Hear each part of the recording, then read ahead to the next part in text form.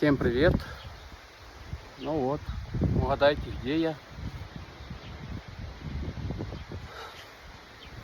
Ну, те, кто знают, те знают.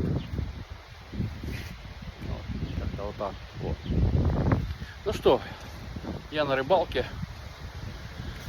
Будем пробовать ломать спомп, то есть спомп от Golden Cage, или Spider, или как ее, или копию на Spider, без разницы как. Будем сейчас пробовать. В тот раз было всего лишь 30 забросов. Говорят, что уже якобы ломали этот Golden Cage, то есть отлетал лепесток.